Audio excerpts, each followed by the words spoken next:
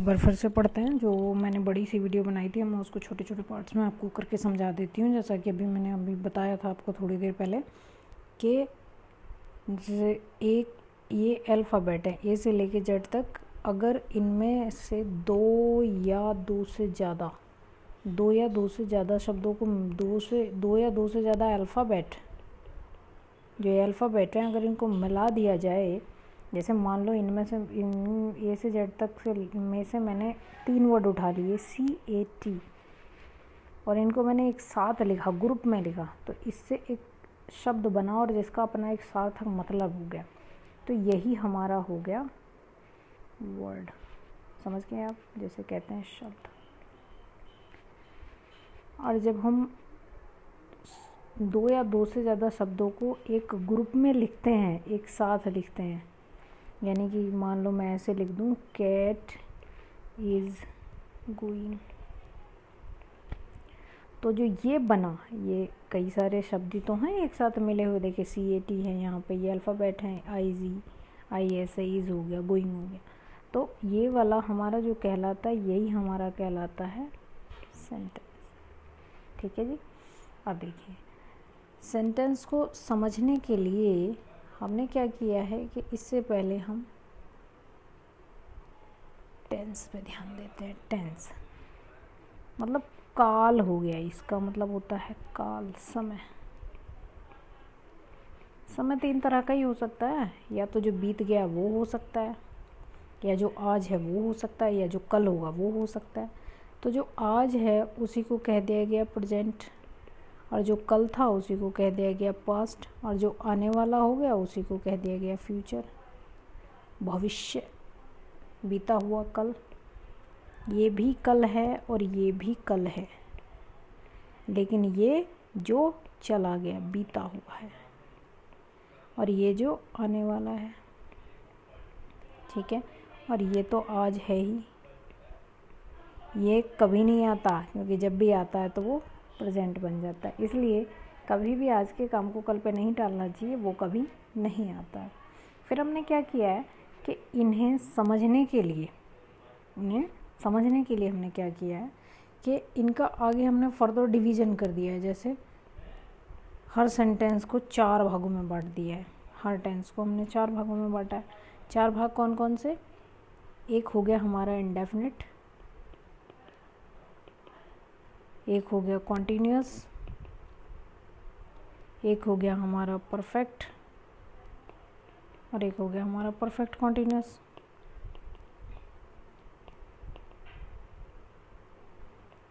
ठीक है। तो अगर इनके आगे प्रेजेंट लगा दिया जाए तो ये present indefinite, present continuous, present perfect और प्रेजेंट परफेक्ट कॉन्टीन्यूअस। और अगर इनके आगे में मैं पास्ट लिख दूं तो फिर past indefinite, past continuous, past perfect और पास्ट परफेक्ट कॉन्टीन्यूअस। कहने का मतलब सिंपल इतना है कि इन तीनों के चार रूप होते हैं। इसके भी यही 4 होंगे, इसके भी यही 4 होंगे, और इसके भी यही 4 होंगे। यानी कि present indefinite, present continuous, present perfect और प्रेजेंट परफेक्ट कॉन्टीन्यूअस। ऐसे ही पास्ट के भी होंगे, पास्ट इंडेफिनिट होगा, पास्ट कॉन्टीन्यूअस हो गया, पास्ट परफेक्ट हो गया और पास्ट परफेक्ट कॉन्टीन्यूअस हो गया। सेम ऐसे ही फ्यूचर के भी होंगे। फ्यूचर का भी क्या होगा? फ्यूचर इंडेफिनिट हो जाएगा,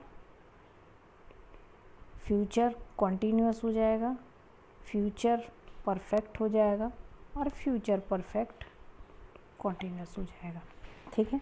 यानी कि ये जो है, ये इंडेफिनिट, कॉन्टीन्यूअस, परफेक्ट और परफेक्ट कॉन्टीन्यूअस, ये सब में कॉमन हो गए। इन तीनों के 4 रूप हैं। अब देखिए, जब हम आज के बारे में बात कर रहे होते हैं तो उस सेंटेंस का जो सबसे लास्ट का शब्द होता है ना, वो होता है ना। खा रहा है, जा रहा है, चल रहा है, आ रहा है, जा रही है, कर रही है हो रहा है ना सब में लास्ट में। जो हम आज के बारे में बात कर रहे हैं उसके सबसे लास्ट का जो वर्ड होता है वो है होता है।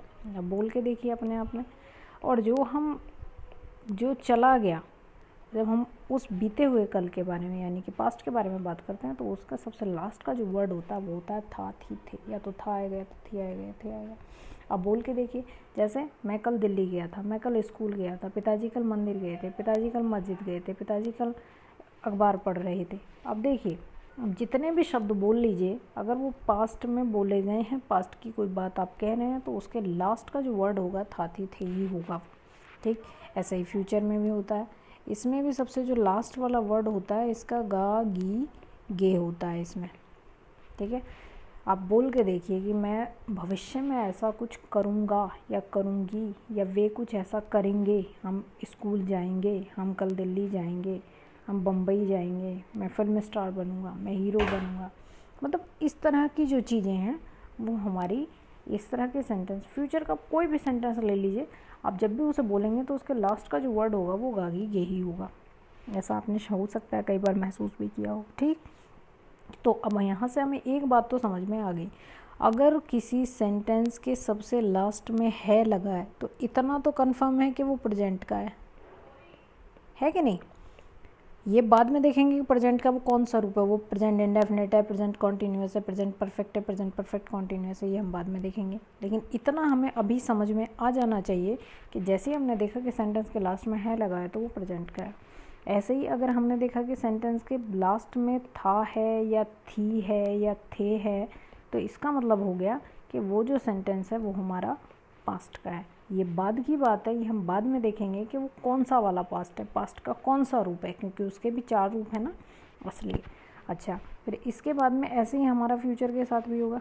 अब फ्यूचर को देखेंगे तो आपको अब देखते ही मुझे लगता है समझ में आ जाना चाहिए कि जैसे ही हमने देखा कि जो सेंटेंस जो लिखा है, उस जो वाक्य लिखा गया है, उसके जो लास्ट का वर्ड है वो गागी गे है, तो हमें समझ जाना चाहिए कि वो जो बात हो रही है वहाँ पे, वो हो रही है हमारी फ्यूचर की। ठीक, वो बाद की बात है, वो हम बाद में अभी जस्ट मैं अभी दूसरी वीडियो अपलोड करूँगी जिसमें कि मैं आपको ये सारी चीज़ें क्लियर कर दूँगी। ठीक है, तो अभी तक का इतना है। अगर इसमें कोई डाउट है तो आप मुझसे पूछिए।